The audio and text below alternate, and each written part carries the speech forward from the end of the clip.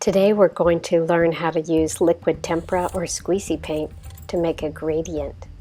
We're going to start by putting our name on the left side of the paper. And then we're also going to put our name on the right-hand side of the paper. Don't forget your class code. So 2 names, left and right, in the corners. When we paint, we're going to choose a light color and a dark color. We'll begin with the light color, and we will paint it all over 2/3 of the paper.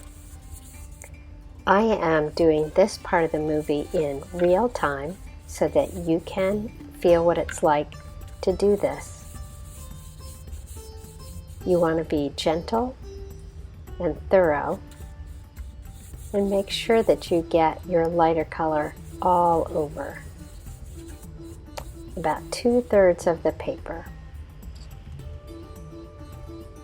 Then you're going to take just the slightest little bit of red. If you get too much, you can use a paper towel to get it off. And I'm going to start about 1/3 of the way down, and I'm going to put that little bit of red in. I am not pressing very hard. As a matter of fact, the whole time that I'm painting these gradients, I don't want to press too hard. Do you see how I'm just moving my hand back and forth, left to right? As I get to the bottom of that yellow section, I can begin to add a little bit more red paint. By now you've figured out that the color that it's going to make in the middle is orange.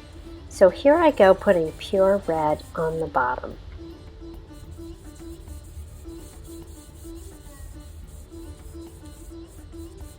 So my darkest color in its pure form, the hue, is going to go right down on the bottom and take up that space underneath, that 1/3 on the bottom. Now I can begin to put a little yellow onto my red.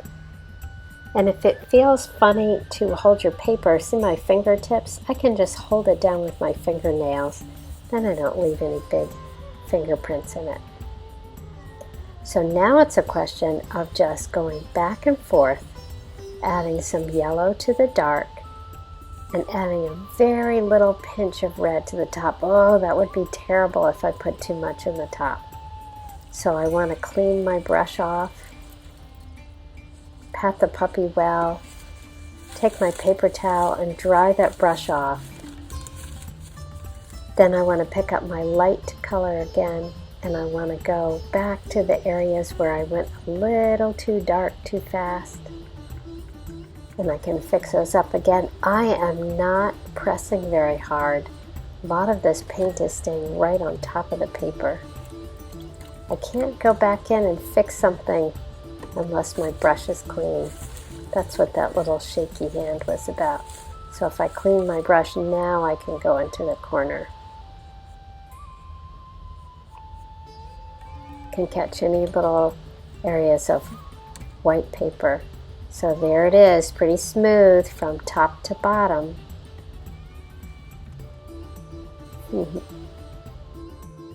If you wanted one of your colors to be secondary, you're going to mix it yourself. There's white with a lot of yellow and a little bit of blue.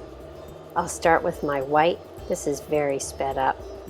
2/3 down the paper, I'll clean my brush. Now I'm going to mix my green. And I'll put just a little pinch of green in the white, just like I did before. Pure green on the bottom. And now I'm going to be washing my brush so that I don't get any big dark streaks in my light areas. We're going to make a design. And I wanted my design to go from the top to the bottom of the paper. It doesn't work if you just do a little design in the middle. That way you won't really see a color difference. So trust me, top to bottom, a nice big design. You can do something that's kind of swirly like this, just a big organic shape. As long as it touches just about the top and the bottom of the paper. Once I've practiced, I can now draw my desired shape on the back of my real painting paper. So I'm just going to copy it as best I can and just loop that around till I'm all the way at the top.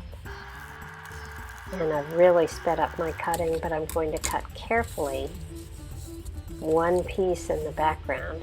And now if I get my other paper, because I cut your paper in half, not so exciting, but flip it upside down. Wow, that looks great. I'm going to get a gluing mat. I'll flip my paper over. I will make sure that my glue gets along the edges. Remember, you're not going to raise it too high, just a little bit. And as I go around, I'm going to make sure that I'm going around on the edges as well as in the middle, because the edges can curl up quickly and we want everything to be glued down as flat as possible.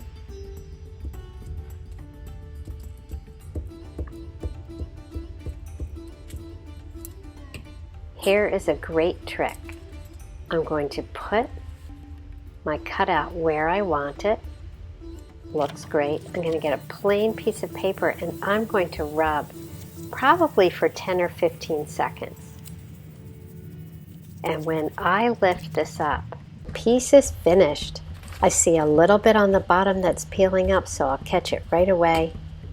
I'll hold that down with my fingers. It looks beautiful.